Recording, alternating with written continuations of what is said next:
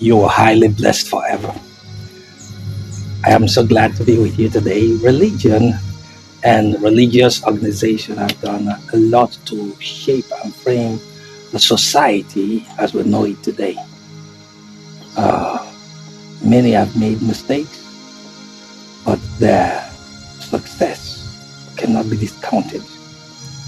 I especially stretch my hands upon religious leaders, ministers, pastors, teachers of different kind and sorts that have invested their lives into giving counsel, giving prayers, giving help to so many families, so many people all around the world. And I stretch my hands upon the general overseers all over the world. I stretch my hands upon leaders of different organizations, spiritual leaders. I bless you with wisdom to guide more people aright. I speak strength for this generation of righteousness. On this day, I anoint you with fresh oil, the oil of joy. I speak good health to you. I speak also the wisdom for the right successors, the people that are taking over. They will continue this work in peace and strength. I also stretch my hands upon governments of different countries on your relationship with religious leaders. I speak wisdom upon you. As much as I see that so many governments have been very friendly with religious organizations, I greatly appreciate presidents, governors, and leaders for how you have made religion so enjoyable. I also advise, as much as there are calls here and there to stiffen control on religion, that rather than do irrational things, take some time and write out what your country really wants from religious leaders. Itemize them and then set up institutions. Especially, I heard what happened, I think, in Rwanda. The country Rwanda is closing down a lot of religious organizations there because of abuses.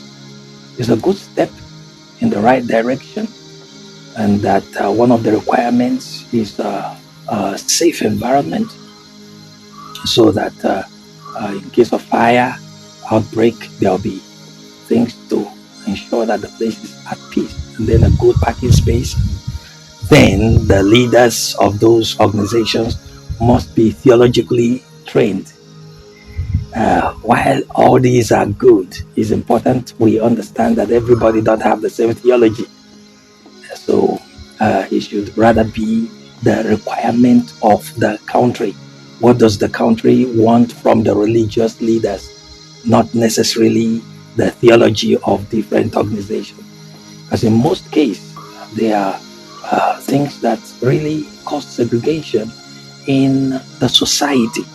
But if we know the things for our common good, what we really want in our society as a government, we can set them up and set up simple courses, simple places for studies, whether for 3 months, 6 months, or a year, as the case may be. All the religions come together, know what your country wants from you, and then be licensed to operate as a religious leader. With that, I believe that a reasonable control will be placed upon the religious leaders, so that abuses of any sort shall have been addressed during the time of the training. And then, if anyone continues in those wrong ways, the government will know what to do. I see that largely most religious leaders, most are uneducated in the things they are doing. Yet you cannot deny the presence of power and ability to bring solution to people. So let's make it better. We can improve it. We can work on every of the souls and get a better society. Let us not forget, we go to school within the week and then we graduate from school. The large part of the human life is not even spent in the school. But every single week, you will be facing these religious leaders face to face, whether you want to hear them or not. Even if you put off all the speakers and all speakers, somehow, somewhere, somebody will still get to somebody. Therefore, as much as we can do to create and to build a better society, I call on the president, I call also on the religious leaders all over the world. Let's put our hands together and make this place far better. This is the generation of righteousness. And I bless you.